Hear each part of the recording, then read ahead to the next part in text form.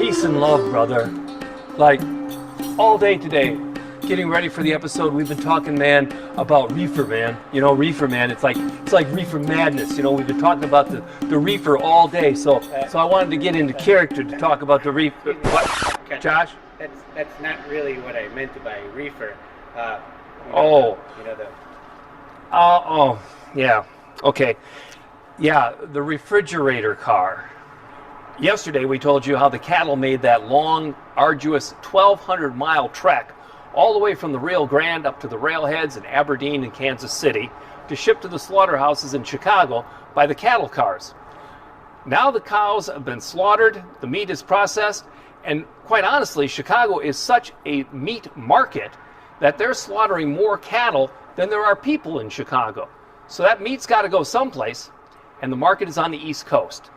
And they need to find a way to get that meat, a perishable product, from the Chicago slaughterhouses to the butcher shops in New York City and Boston. And that's when they invented this, the Reefer, or refrigerator car. Think of it as an ice box on wheels.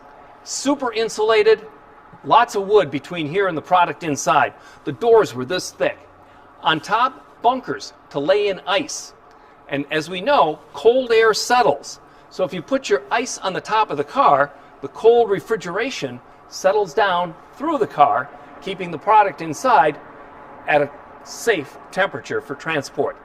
If you remember, we premiered a series a while back on Detroit lakes, and we talked about the ice factory that was there, that was Detroit Lake, and how that icing plant handled cars like this all year with the ice they harvested in the winter. If you want to know more about that, I suggest you go back and take a look at it.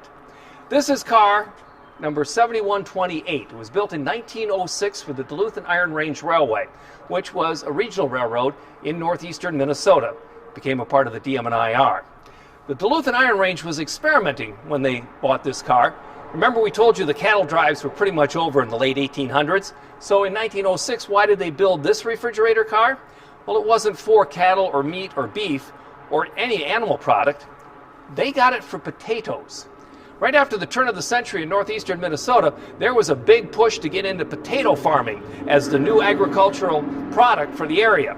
And so the DNIR experimented with a couple of these refrigeration cars to handle this perishable potato product. The experiment didn't work because, well, how can you farm in northeastern Minnesota when 5/8 of the year is winter? That's what they found out. Didn't quite work. In 1975, the Duluth-Mesabi and Iron Range Railway, the successor to the DNIR, they donated this to the Lake Superior Railroad Museum. Was one of the first projects undertaken by the Transportation Club to restore it, and it's in the collection today. But who came up with the idea of this? Where did it all begin? Back to Chicago we go. Come with me and I'll tell you. Gustavus Swift was a successful meat packer in Chicago. He started his career out in Boston, where he was a butcher in a shop much like this. So he knew there was a big demand for meat on the East Coast. His problem was how to get it from his slaughterhouse in Chicago to the market. Oh, they had tried many different ways. Some packer hired a bunch of boxcars, put ice on the floor, laid the meat on top of it, and sent it east. But putting meat on ice causes discoloration and affects the taste, and that didn't work. A guy by the name of George Hammer thought he had a better idea. He rented 10 boxcars from the Grand Trunk Railway and had them take the doors off, and his idea was to ship the meat to the east in winter with the doors open. Therefore the meat would stay frozen, or at least cold. The problem with that was they were hanging the meat and it was swinging back and forth from the top of the boxcar, and when the train went around a corner, that swinging payload would derail the car. So that didn't work so well. Back to Mr. Swift.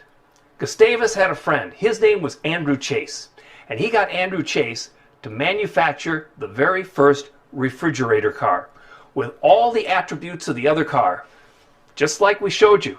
Nice thick walls, small door, no openings except on the top to load in that ice, and then let that coolness keep the meat fresh all the way to market.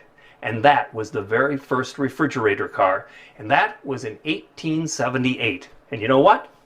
Our hats off to Mr. Smith. So the refrigerator car changed a lot besides just shipping meat from Chicago to the eastern markets. It could ship any perishable product. Imagine being a young boy in northeastern Minnesota, waking up on Christmas morning, and there in your stocking hung by the chimney with care is this. You've never seen this. In fact, candy is hard to come by, so sweetness is something that you really don't know that much about other than just raw sugar. But here is this wonderful orange.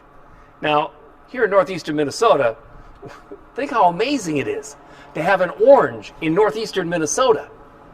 Even today, we don't grow oranges in northeastern Minnesota or any place north of the Mason-Dixon line. And now all of a sudden, for the first time, you can have this sweet, sweet orange. And what a change that must have been. The refrigerator car made that all possible. Make sure you're here tomorrow with us for another brand new episode from the Lake Superior Railroad Museum. Each and every day we'll drop a new one on you.